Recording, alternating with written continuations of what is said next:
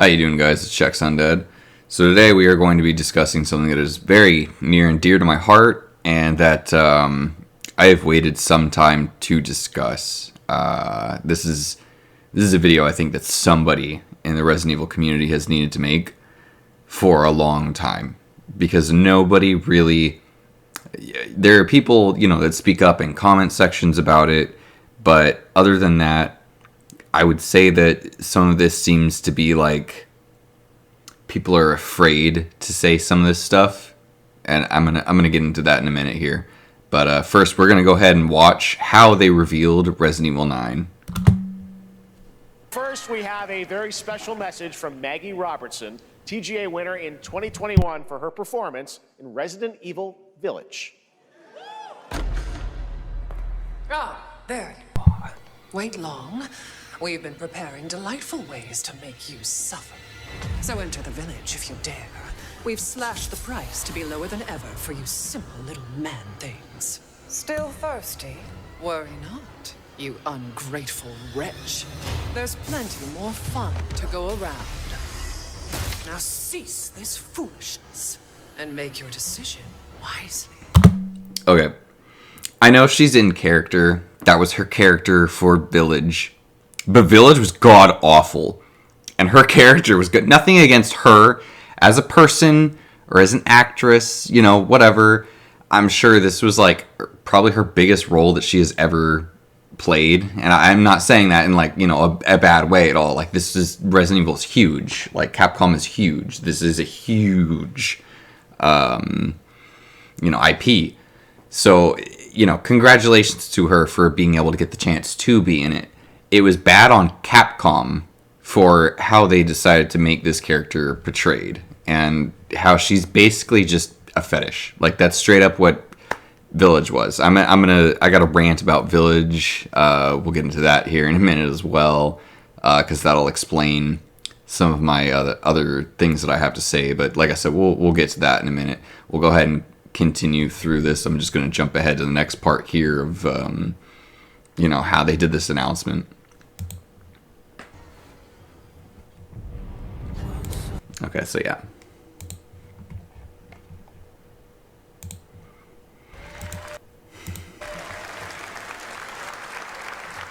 "2026 marks the 30th anniversary of a legendary video game." It's very important. That has a lot to do with everything that is happening right now. This is the 30th anniversary, so 30 years since the first Resident Evil game. That's a long time for a series to continue running, and they have been running for that entire time. They've produced so many Resident Evil games, many of which used to be pretty consistent in what they were. Franchise that I think we all know very well. Please check this out.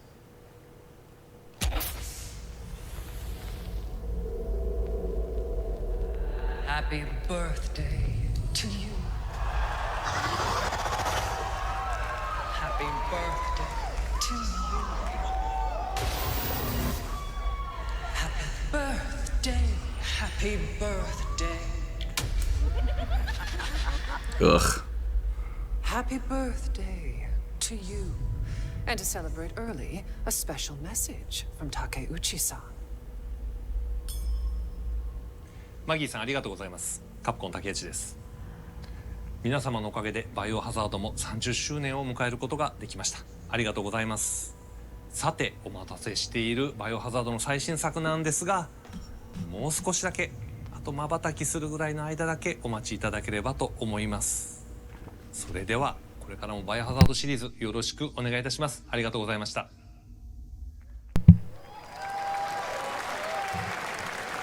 I need a glass of wine too. All right. Thank you, Takeuchi-san, for that very special message. We cannot wait for when the time is right to share more leading into the anniversary of Resident Evil. Now it is time. Okay. So, they started off with bringing up the fact that this is the 30th anniversary. They even show little bits of the, first Resident Evil. Well, the remake, that is, not the, actual original. They also show off a typewriter and a map of the RPD, kind of hinting at what they're going to deliver with the next little piece here. Let's go ahead and jump into that now. All right, so I think it's funny that this was not even like 20 minutes apart where they tease the trailer for the trailer. I went down and marked these anyway. We're almost done here, but we do have one final, very special global game announcement to share with all of you who've been waiting. Today, we've showcased a lot of projects from teams around the world, including many brand new studios, and we're proud of that. But this one comes from a studio that is no stranger to delivering blockbuster games time and again. When I first got a glimpse at this project last summer, I was absolutely blown away by the scale, scope, and ambition of this developer's vision. And while there are... I just want to put emphasis on that scale and scope. So he's already kind of giving away that this is a large game, and to give it credit, that I'm not speaking all bad about this. I'm not completely worried about this game. I have a lot of concerns, but I will say, if anything, that is one of the things that caters to the good side of the things that I have to say. Many places, really any place, this game could have been revealed. We are so deeply honored that we get to share it with the world right here at Summer Game Fest.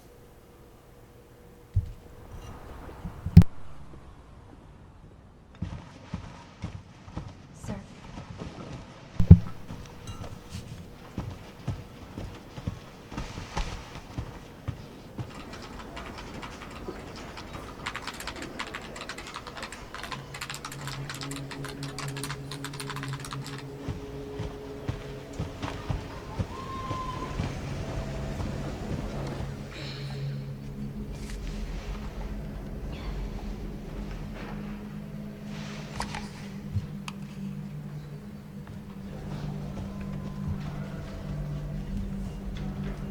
Grace.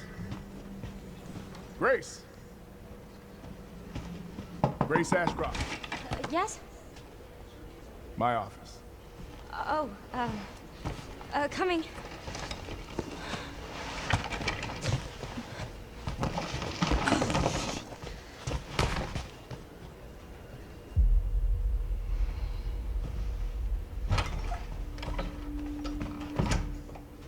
If this is about the report you asked for yesterday, it'll be ready in 3. No, 2 days, tops. Put a hold on that for now. We found another body. One that exhibits the same pathology as the others we've been investigating. Now, I need a good technical analyst on this. Okay.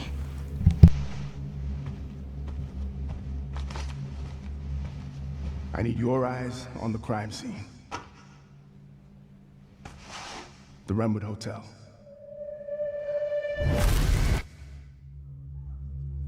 I know that's where your mother was murdered. Alyssa died 8 years ago. Perhaps it's time for you to face the past. Grace.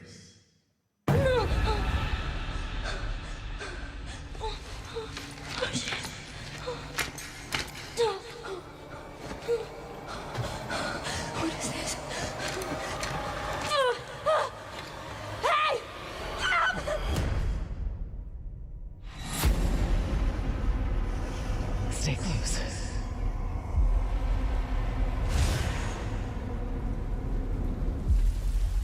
They're coming.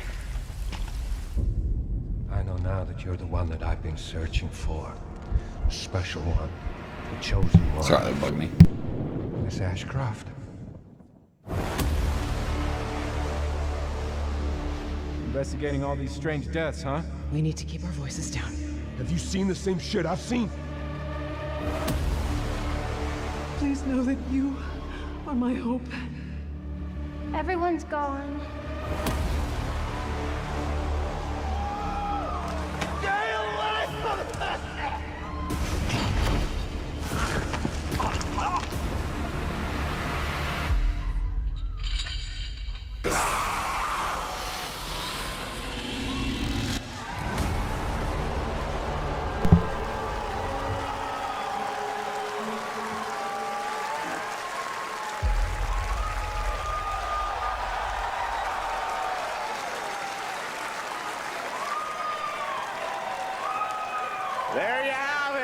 Resident Evil Requiem.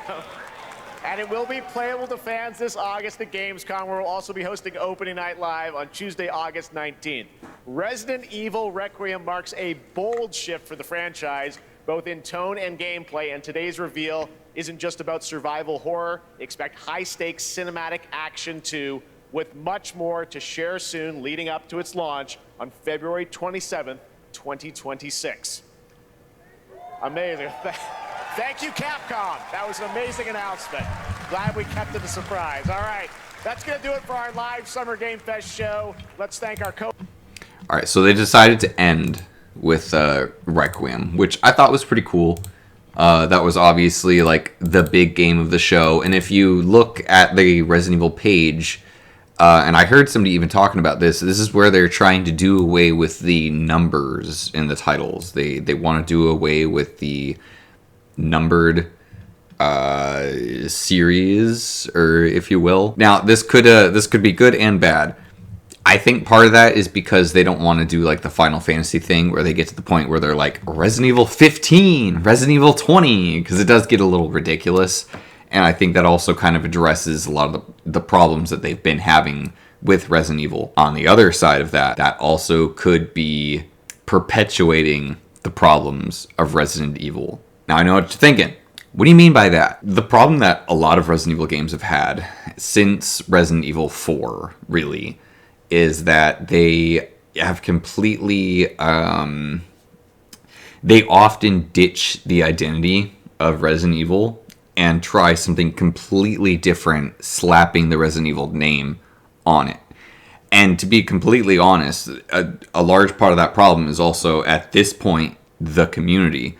Because a lot of the community now, back in the day when Resident Evil 4 first came out, a lot of people did kind of speak up about it. YouTube wasn't as big back then, so there wasn't as many ways, at least as far as I'm aware, there wasn't as many like channels for people to really like voice their opinions and, you know, get that out, other than just like peer-to-peer.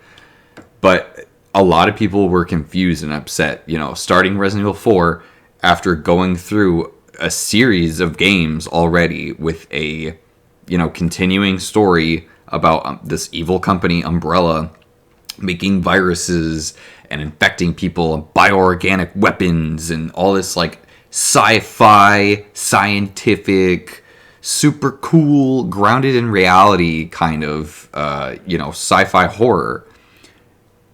Key to all that, it was known as the zombie series. That's what it was always known for. Every game up until 4 had zombies. And I mean like actual zombies, not the fucking village people that are trying to attack you that just kind of speak a different language and they're not super smart. You know, we're not doing that nonsense. No, I'm talking like they were real zombies. Raccoon City was like a huge event where they had multiple games, a bunch of games. There was Outbreak File 2, Resident Evil 2 and 3. You could technically consider even the first Resident Evil game taking place in Raccoon City. It's just on the outskirts in a mansion. There was Operation Raccoon City. I'm not going to name them all off the top of my head right now. I think that might be pretty much all of them though anyway, but there was a lot of games that took place in Raccoon City because there was a lot to work with there. You had, you know, the whole thing is there's a city that gets, you know, infected with zombies basically because of, you know, this thing going on. There's this big outbreak, and then at the end it gets nuked. Now, here's something that I really want to address about the city getting nuked. There was somebody that I was watching react to the trailer that was like, "Oh, finally, we're going back to Raccoon City. Blah, blah, blah, I've been waiting for this." My immediate reaction was like, who was waiting for this? Who had this on their bingo card? For like, they were waiting for this to happen. We knew that this place was nuked, destroyed at the end of Resident Evil 2. Why would we want to go back here? What is there that was going to be left behind? Like, I feel like that is it's just a lot of fan service, kind of like the sexualization of the characters that they have increased over the years, which, don't get me wrong, I'm proud of Capcom for not completely going the woke route and like ruining their characters. but I'm not super happy with them kind of like overdoing it in other ways by like over sexualizing them like so much.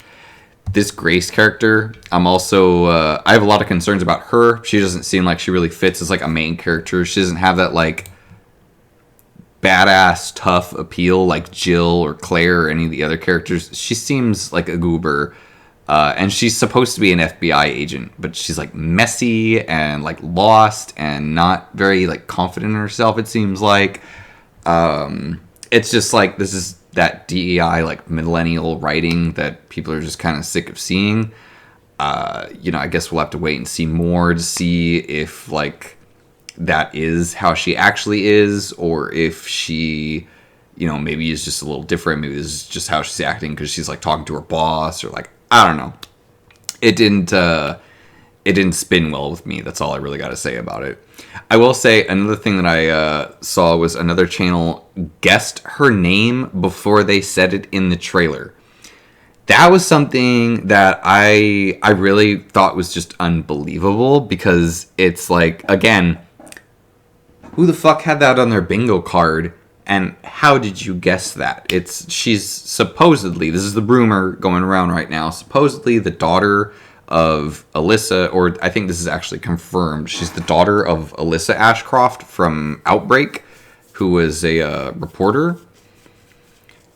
How people drew this conclusion, I have no idea. It seemed like the most like pulled out of your butt thing I have ever heard in my life, for somebody to be able to guess that her name would be Grace Ashcroft. This guy, people are guessing that he's Spencer, like the OG Spencer from Spencer Mansion that like started the whole thing. I doubt that. If it is, I'm going to be really unhappy, because he should be dead.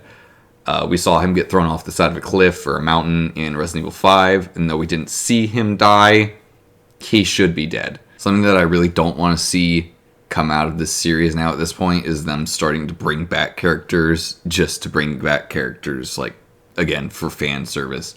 That's what I feel like they're doing with the RPD here. And but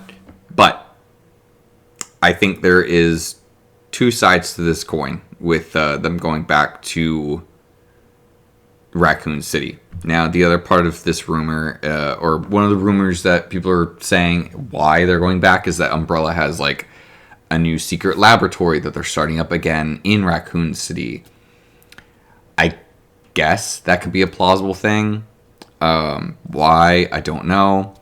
And that's something that I think they're trying to do maybe some damage control from 4, because with 4, like I was saying earlier, 4 was the one where basically they also, like I was saying with that continued story that they had from all the original games, especially 1 through 3. At the beginning of 4, there is literally just like, they don't even have it in like they don't have it in like cutscenes or anything like that. It's basically like a text wall that goes, through the screen, and there's somebody reading it off to you. And they're basically like, yeah, Umbrella's done. They're gone and over with. Now we're moving on. You're in a village in Spain. You got to go save the president's daughter. It's like, what the fuck? What? What do you mean? What do you mean? This thing that, like, this giant company that's supposed to be, like, world expanding. They're all over the place. They have billions of dollars, all this stuff. They're just gone all of a sudden. They're just gone. And we're just moving away from that.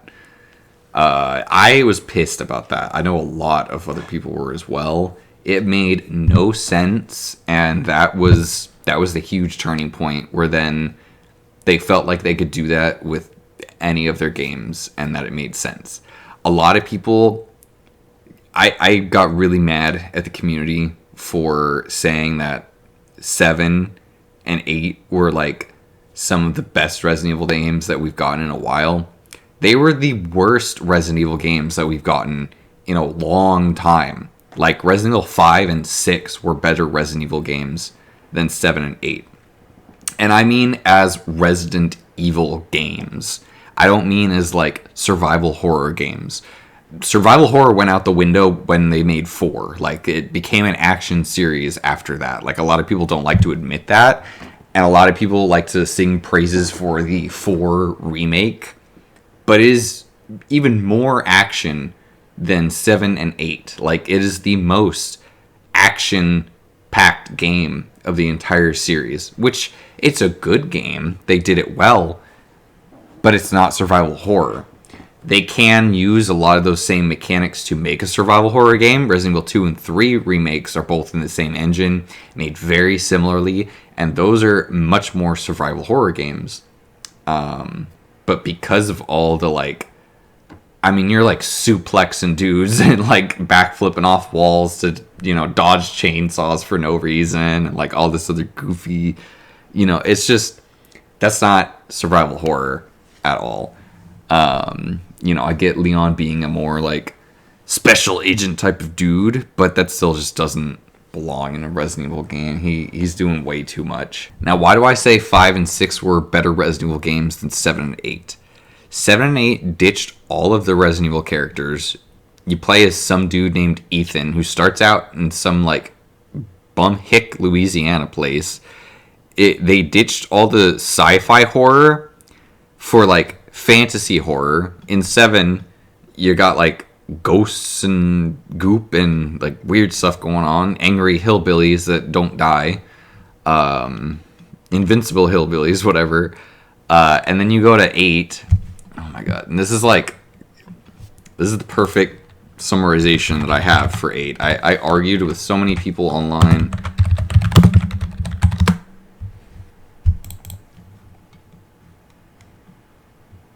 About why this is a bad game. So you got fake ghost girl, this dumb doll. That's ridiculous. That's a horrible boss. You got sad fish man, Magneto, Wolverine Magneto, and then you got horny vampires. Just a bunch of horny vampires. That's all they are. This was awful. Oh, and then the main enemies that you fight through the whole game are these, like, ridiculous looking, like, Wolverines or, like, whatever, like, anybody that said this was a good game, like, not only was it, I guess it's an okay game on its own, but as a Resident Evil game, like, if anybody said that this was a good Resident Evil game, they should be shamed and shunned from the community. This was an abysmal stain on the Resident Evil series. 7 was not nearly as bad, but this is unforgivable. This is unforgettable, unforgivable, god awful. I never want to see another game like this ever again in the Resident Evil franchise. And I never want to see the community ever again praise a game like this.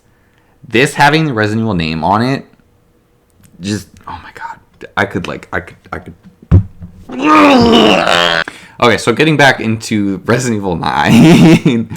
So, like I was saying, I didn't finish my comment about it. The good and the bad about going back to Raccoon City.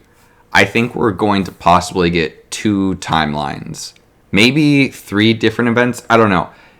They're making a big deal about the scope and scale of this game being a lot larger. So I think we're going to be getting a lot of different events and places happening, as we kind of see in the trailer. So we're seeing this is all nuked Raccoon City. We're well aware of that. This, I think, is so you can hear this guy say, damn it. Stay away from her. And then we also see not this. Fucking. So this is, I'm pretty sure that's not the same guy, but I believe that this is in the same I guess mission that's happening. And I believe what's happening is this guy is coming in to kill and or capture FBI agents. And this is when Grace gets captured, and then we see her upside down, like we do here, you know, where she's all tied up and shit and she's cut open. I believe this guy is probably the one that does that, and that he like attacks the FBI office, and that's why that, you know, situation ends up being what it is. This is in Raccoon City. I strongly believe that this is a flashback. This is back in time during 1998. This is during the first original outbreak in Raccoon City. Why do I think that? The lighting, the floors, the doors, and they've got a lot of this like medical stuff going on like there is an outbreak, and this is not in a hospital. Other people have pointed this out. I'm going to bring more attention to it because we also see things like this in Resident Evil 2 when you go into the RPD in that very entry, you know, area where they have a bunch of triage stuff. This is triage setup.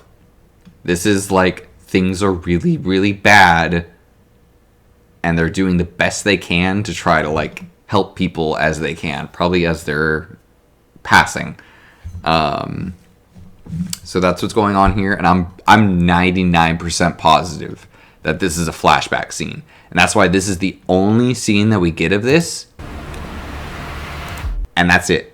There is no other scene in the trailer that is even remotely similar to this. If we can get... We don't see where this guy is a officer for either. But check out the hat. I don't think cops really wear this kind of hat anymore. As far as I'm aware, this was more of like a 90s hat. Like, even if I go look like right now, like 25.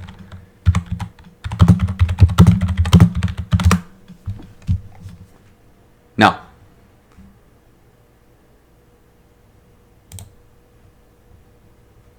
Oh. Wait a minute.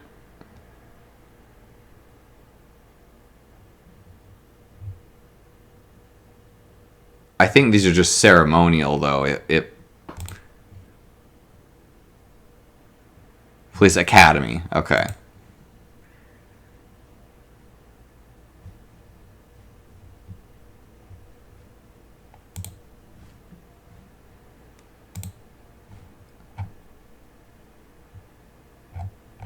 Yeah, I don't know about that. I think they just wear these for like ceremonies. I guess the academy, things like that. They don't actually wear these like on the street anymore. But they used to in the 90s. Like this guy. They don't show his badge either. If you notice, you can't see his badge. You can't really see what's going on in the background at all either. There is two places that this could be. So there is either a new outbreak in a new city, which is extremely possible, or we are getting a two-timeline event where we're getting to see the outbreak in Raccoon City firsthand. This being Requiem, and I'm trying to make this like a homage in a way to the original games. They clearly want to bring back zombies. Like they've made that very clear, I think, in some of the advertising that they've said. I think people, let's see. No.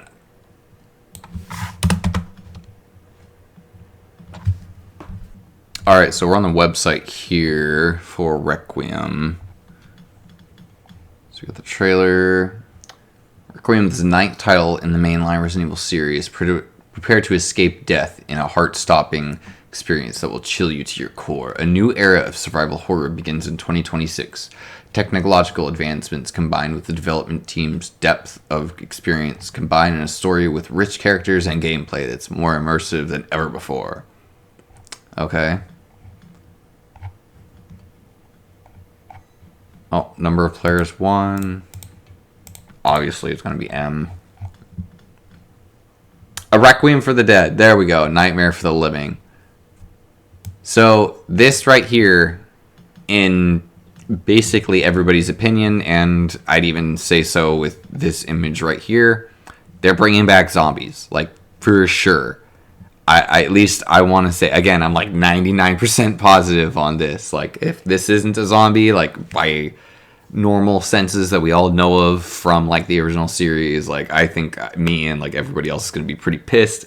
But I'm pretty positive that this is a zombie right here. Like, this is probably that cop that turns. Like, this is probably after he's completely turned, and then like they're showing the teeth, and he's probably going to be like the dramatic first zombie that we get to see, the first turn or whatever, kind of like in the first Resident Evil, where you walk into the room, there's the zombie that's munching on the guy on the floor, and then he turns his head to look at you and you see his face for the first time. I think that's basically what this guy is. He is the 2026 first zombie reveal. And I think that's cool. I like that they're doing that. I think they're relearning how to do horror properly. I think for a little bit they were like, zombies aren't scary anymore. And it's like, well, that's because you're not doing zombies scary anymore. You're not doing it correctly. Zombies are always going to be scary. It's just if you can do it correctly or not. Like there are people who literally find like Call of Duty zombies to be scary. And I've literally met people that have said that it's too scary for them to play. And like, I'm like, it's Call of Duty. And they're like, it's zombies. So it really doesn't take a whole lot to make zombies scary. By concept, they are scary in itself. Like, people are afraid of being eaten by other people.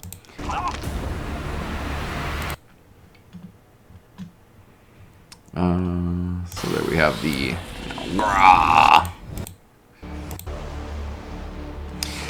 other thing that this scene could be portraying. So like, one, like this guy got hurt. Obviously, I think that guy either like stabbed him to get past him to get to Grace, or he might even be infected right here. And actually, I think we can see where he's injured.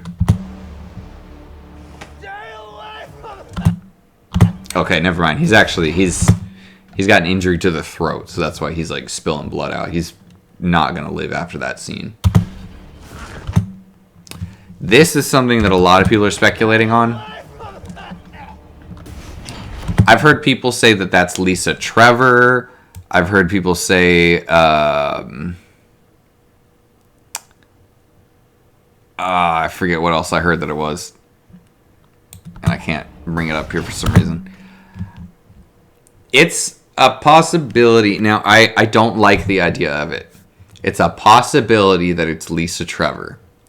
I don't like the idea of that, because that basically is like saying that the Spencer Mansion explosion, that the Raccoon City explosion, that they like had no effect on her, basically, which I find to be ridiculous. We're talking about massive bombs that like would give out so much heat in the areas that they're. The Spencer Mansion, like if you go back and watch the video of the end of that game of Resident Evil 1, the whole mansion is blown up. It's a whole big crater in the ground.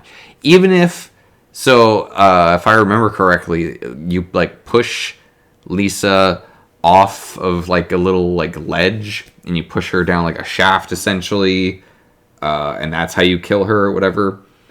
She's trapped down there basically. Like, she either won, but it just doesn't make sense. I don't want to have to like go through all these loopholes to try to explain why she should be dead. Just like I really don't want to put up with them going through loopholes to explain why she's alive. I hated that with Village, and people trying to like loophole explain how the megalomycete fungus whatever from 7 and 8 connects back to Resident Evil 1 or I don't care. I don't want to hear about your, they wrote, whatever in the game. I don't care. It's bad writing. It doesn't belong. It doesn't make sense. It's, overwriting stuff that has already existed for so long. And I'm just tired of them changing and ruining a once amazing series to try to fit new crap that they keep making and trying to shove into it. I just don't care. I don't care anymore, and I don't want to hear or see about any of that stuff. I don't care what excuse there is for it. It doesn't belong, and I don't want it. If this is a new monster, that would be amazing. I would really like that, but I will say I kind of agree with other people where this is probably Lisa Trevor because she's got the shackles. It's obviously a woman. We can see the hair. We can see the bobs. It's probably Lisa Trevor. People are like, maybe it's the other thing was like, maybe it's the Danglers from Outbreak or whatever, but it's like, that still doesn't really make sense in a lot of ways. It could be, I suppose, but it's like, why are they shackled? Why is this going on? I do think that this is in Raccoon City. However, at this moment, I can't actually tell if this is in like old Raccoon City in like 98 or if this is like current timeline Raccoon City.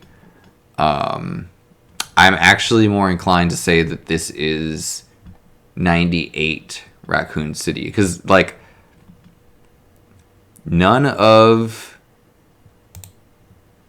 this is gonna look like that. None of this is gonna look pristine or clean at all. And this hallway that we see, I'm not gonna be able to find that again. The hallway that we see in that shot looks really clean. There is nothing burned up, broken, ash filled, or like none of that. And if it was in the city, it would have a lot of destruction showing somewhere, at least in some form.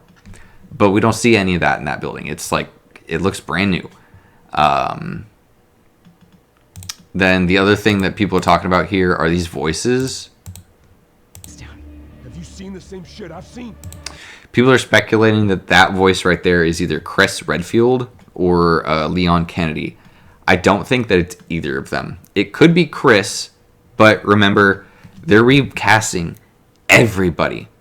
We haven't seen Chris yet. We don't know what Chris is gonna sound like yet. We're not getting the same voice actor for Chris again. Are they gonna try to make it similar? Probably, yeah. But we don't know what Chris sounds like yet. That's probably somebody completely new. Is it Leon? I don't think so. I don't think it's Leon either. It doesn't make sense for his character, and I mean, it could be. I don't know. It could be like he's discussing something with Grace as she's like investigating something, but it's kind of hard to say just from that one line. And then we get some other lines where people are like, maybe this is young Grace, blah, blah, blah. I think these are all new people, though. I don't think any of these are voices that we've ever heard before. I'm going to say I'm like 80% positive on this one that these are all entirely new voices, new voice actors. Oh, there we go. Are my hope. Everyone's gone.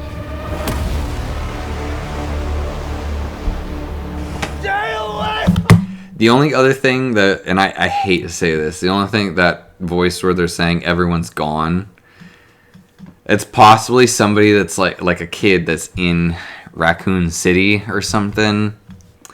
I highly doubt that, but you never know. The other possibility to that too, though, like I was saying, they're showing it with old, destroyed Raccoon City here, but these voices could also be from the Outbreak. Like, so listen to this with the context of not modern day Resident Evil, but think of this as 1998, 1997, before the outbreak, or right up to the events of the outbreak.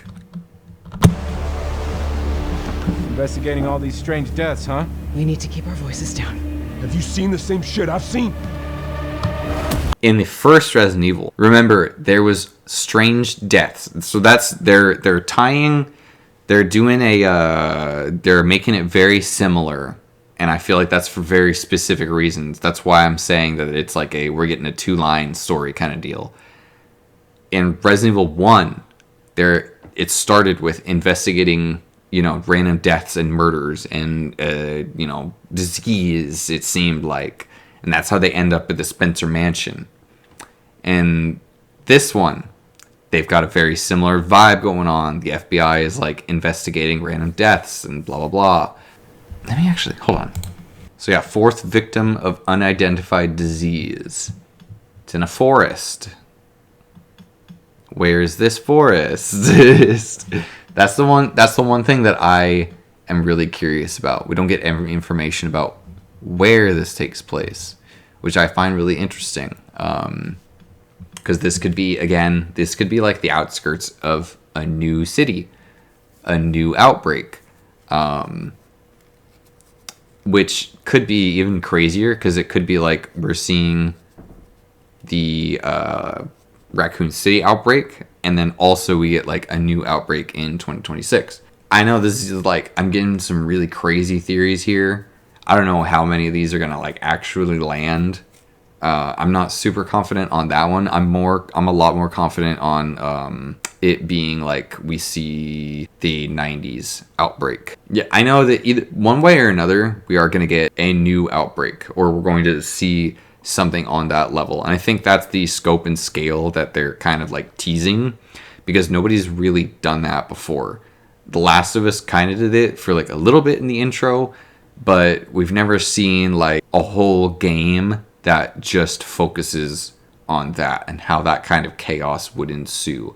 And that is big time the vibes that I'm getting from this game.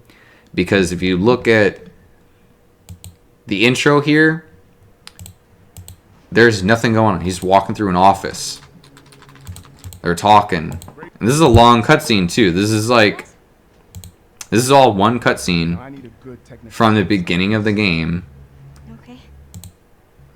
That takes about 2 minutes. Perhaps it's time for you to Or 3 minutes or so. At least, because we don't even see the rest of it, of what's, going on, what they talk about. Grace.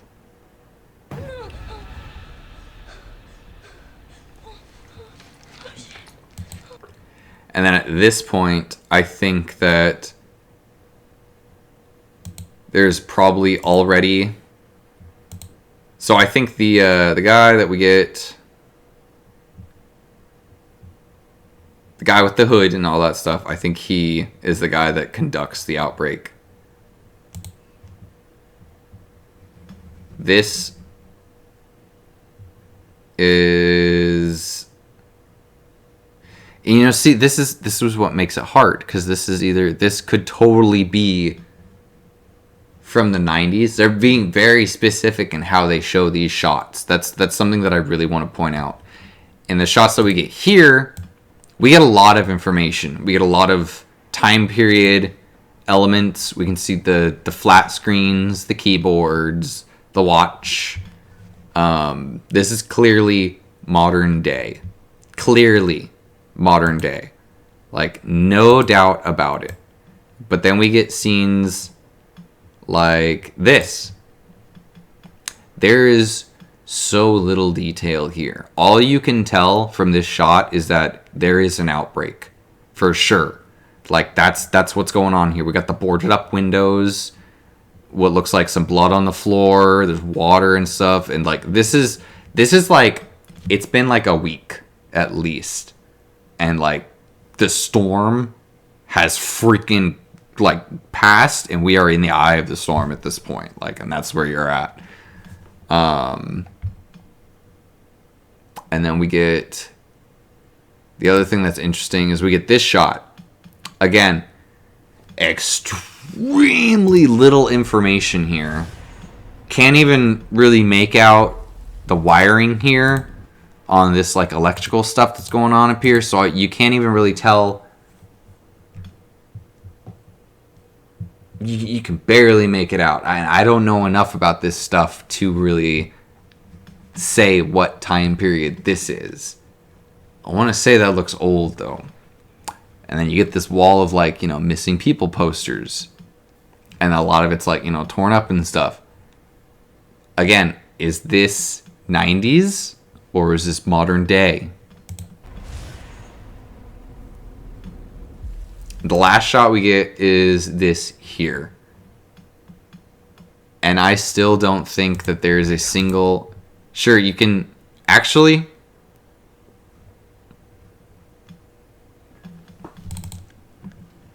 Barber shop.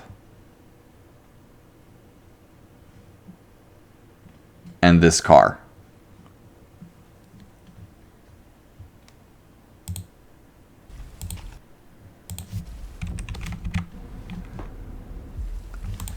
This might be the scene that actually tells us a lot. If I can get that right there.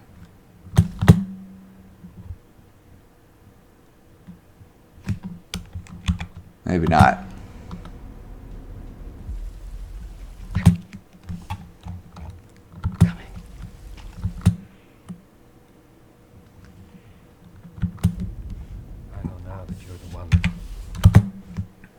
All right. Well, I was trying to see if I could maybe like figure out a way to be able to read what was going on, what's on this here, but I can't. This car looks like an older model car. I can't tell you. I'm not like a car guy, so I can't tell you what model car this is, but this looks like a car that was designed back in the 80s. This does not look like a modern sedan here, and they're only showing a teeny tiny little bit of it. The other thing that I wanted to point out that I already kind of said, the barbershop sign and the barbershop thing right here. This was really popular back in the day. Almost nowhere has this anymore in modern day. So I think this is another hint that we're going to get a lot of gameplay that takes place back in the 90s. That's like flashback stuff. It's also rainy, which, that's, it rains now too, but Raccoon City had a lot of rain. Like, in every game that you play where, there's, at least I'm pretty sure in every game that takes place in Raccoon City, at some point it's raining. I'm pretty sure. I could be wrong. I don't think Resident Evil 3 actually has rain. But that also only takes place over, I think 1 or 2 nights or something like that. I don't remember, but... Oh, okay, yeah, no, he's the one, this is the guy in the hood. This is the hood right here.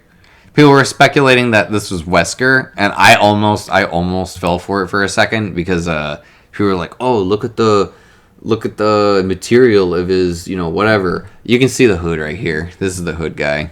He's got the gloves, and this is his jacket. Like, if I go look and find the scene with him...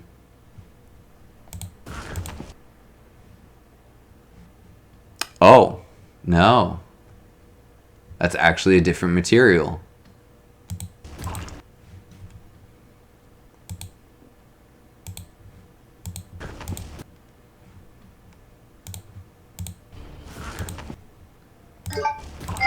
Weird scene to be repetitively clicking over and over. Sorry, my phone's going off.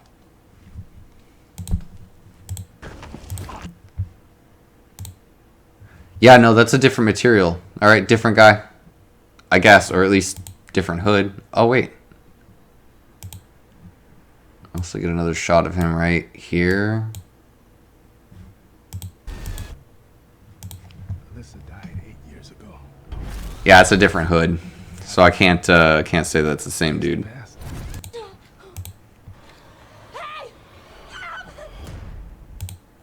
There's not any information that we really get here, and it's kind of straightforward. You're captured. This is going to be at some point later in the game. blah, blah, blah. They're coming. The only thing that I can't really figure out anything about is what time period this takes place, or when, when, where, why. Could this be Spencer? Possibly. This could possibly... So, like, if it is, then this is the 90s, and this is the coat that he then gives to Wesker, or something like that. I don't know. This does look older. Like, the room that he's in is a lot more decayed. This could either be modern day... Actually, this could be Spencer in modern day hiding in Raccoon City, and this is him sitting in some kind of a fireplace room. This could actually be the Spencer mansion. And he's just sitting in the Spencer mansion, like in a room that didn't get blown up somehow, because they're doing that. There's somehow some of the stuff still is there, is whatever. I don't know. That's a possibility. That's really all I have to say, I guess, about the Resident Evil release trailer. I just kind of wanted to go over the announcement as a whole, what I thought, and get out a bunch of my thoughts about Resident Evil and where it's at, where the current state of Resident Evil, the community, and so on and so forth. I wanted to kind of just wrap everything into one video a little bit to be able to fully express my thoughts about this game. Otherwise, a lot of it just wouldn't quite make sense. Because I know I'm like a new YouTuber, so nobody really knows me. And frankly, like I said at the beginning of this video, not enough people speak out on enough of this stuff. And it has caused a lot of problems with Resident Evil as a series, with the community, and just everything as a whole at this point. Can it be fixed? Can it be saved? I don't know. I think this game is what they're trying to use to find that out. But I think, we've kind of seen that before with the Resident Evil 2 and 3 remakes. And they dropped the ball pretty hard with those. 4 was good for a remake of what it was, but it was still 4. So, yeah. If you made it to the end, I really appreciate you for watching. Let me know what you think about the state of Resident Evil. What do you think about Resident Evil 9?